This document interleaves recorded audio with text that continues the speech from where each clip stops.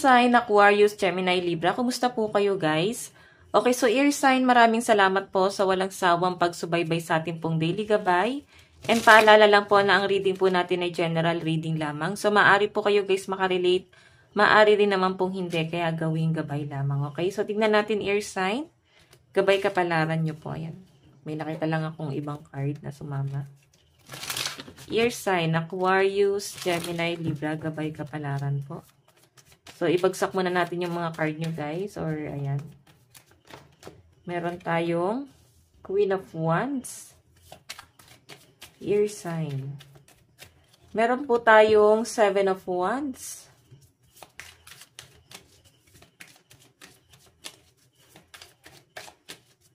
Meron po tayong Wheel of Fortune. So, guys, sa pinapakita sa akin dito, siguro, para bang meron kayong nililimitahan. Okay, meron kayong ginagwardyahan. Or hindi nyo hahayaan na mangyari. Or makapagpabigat sa pakiramdam mo.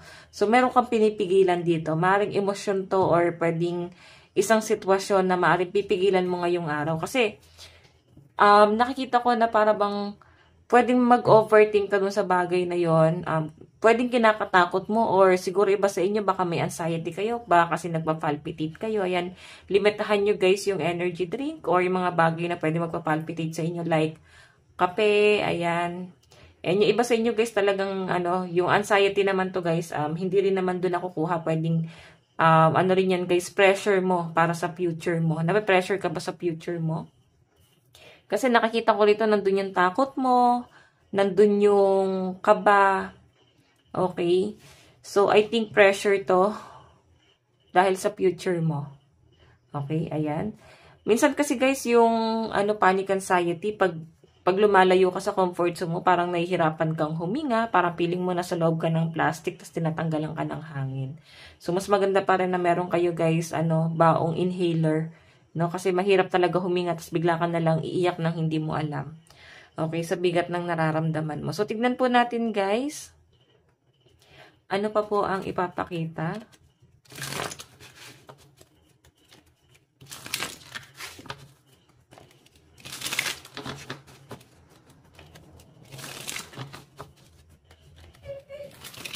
Air sign. So, yeah. Bigla nagtatakbo yung anak ko guys, no? Okay, so air sign, Aquarius, Gemini, Libra. Additional message po kay air sign. Meron po tayong 8 of Swords. Meron tayong Page of Swords. What else? Meron po tayong Strength.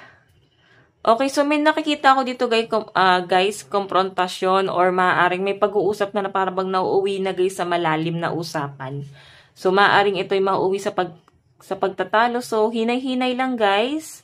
Okay, kumalma lang. Kumbaga, ayan, alam niyo naman guys kung paano pa gagawing mahinahon yung sitwasyon kasi diyan magaling ang mga air sign no, sa pag-a-analyze.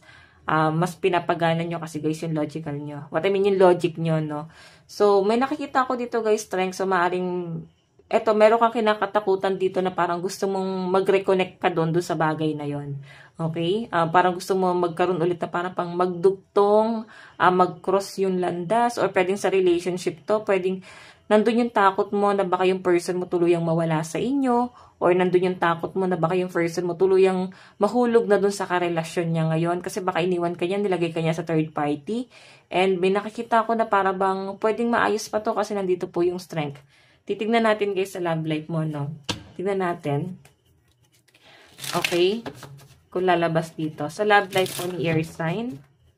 Love life po ni air sign. Love life po ni air sign. Meron tayong Queen of Pentacles. Meron tayong Knight of Wands. Meron tayong Four of Swords. So guys, sa malinaw na pinapakita po sa akin dito, siguro nababagalan ka. Knight of Wands kasi guys, para bang to guys, tukso. Yun nga lang guys, nababagalan ka, naiinip ka sa desisyon ng person mo, para bang wala siyang ginagawa. Nahihirapan yung puso ng mga air sign dito guys, as in, lagapak po talaga, down na down, parang hindi nyo guys alam kung saan ka lalapit, parang piling mo naliligaw yung puso mo, no? Nahihirapan kayo, iba sa inyo guys, nakikita ko na yung puso mo dito, para bang nire-revive mo, or para bang nasa healing process ka, no? Yung iba sa inyo na nagmo-move on dito, nakikita ko yung bigat ng nararamdaman ng mga air sign, okay? Yung iba sa inyo guys na in relationship, nakita ko settled kayo, no? Kumbaga, okay naman yung pagsasama niyo ng person mo. Ang nakikita ko lang guys na hindi maganda rito is yung sa mga single. Para kasi guys, yung mga single dito na sa healing process po. Pag nag-move on kayo. Maaari din kasi air sign na yung nararamdaman mo rin ngayon is parang frustration or parang kinakapos din talaga pagdating sa pera. Ayan, may hawak kasi ditong pentacles. So parang gusto mong bumalik ka dun sa dati. Gusto mo ulit maging masaya. Hindi mo intensyon kung ano man yung mga lumalabas sa bibig mo ngayon or kung ano man yung mga nasasabi mo.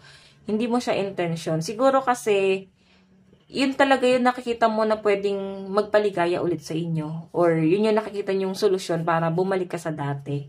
Okay? So, hayan guys, titignan po natin. Pagdating sa kaperahan mo, so sa mga nagmo-move on dito guys, sa nakikita ko rito, parang sugat kasi yan, okay? Gagaling at gagaling ka rin. So, ngayon, once na gumaling ka, once na makamove on ka na, ingatan mo na yung puso mo. Huwag mo na guys hayaan na mapunta ka na naman sa isang taong sisirain ka na naman ulit. Okay? So, tignan po natin. Pagdating sa kaperahan ni air sign, meron po tayong 7 of Pentacles. Nakikita ko rito guys yung, ganda ng daloy ng pera mo. So, kailangan mo lang guys ng pagsusumikap. Kailangan mo lang ng, parang kailangan mo rin ng changes. Kasi 7 of Pentacles, sayang yung nakikita kong talent sa inyo guys. Tapos parang hindi mo guys nagagamit ng maayos.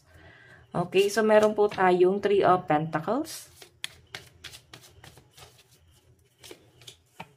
Meron po tayong 9 of Cups. So, ayan, maaring yun nga talaga yung plano ng mga air sign guys. Kasi focus ka sa source of income mo. Oh. Pwedeng business to or pwedeng gusto mong magpalit ng trabaho.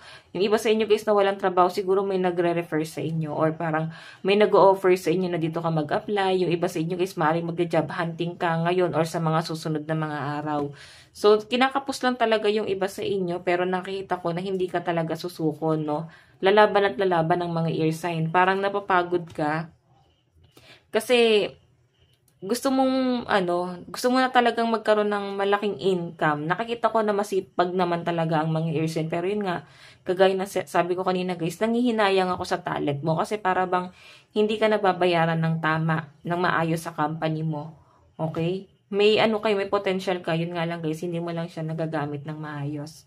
So, tignan po natin love advice. Love advice. Meron po tayong religious factor. So, I think magkaiba kayo na paniniwala ng person mo. Or hindi po kayo nagkakaintindihan. Pwedeng foreigner tong kadil mo.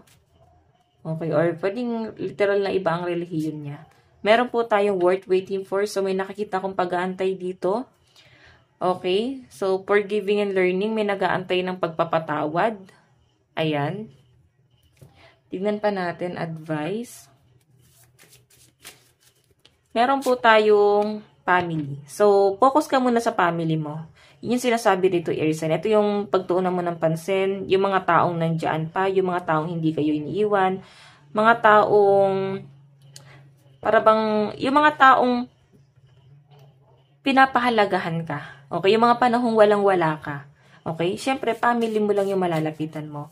Pero minsan kasi guys, hindi naman lahat, no? Hindi ko naman guys nilalahat. Trigger warning. Ang family naman kasi guys, hindi porke kadugo, ganyan. Pwede rin naman kasi guys sa ibang tao, nararamdaman mo yung pagmamahal ng tunay na pamilya. Pwedeng hindi mo naranasan sa totoong pamilya mo, naranasan mo pa guys sa iba. Okay? So guys, ang lucky number mo is 23 and 38. Ito lang pong inyong reading. Maraming salamat po. Bye-bye po.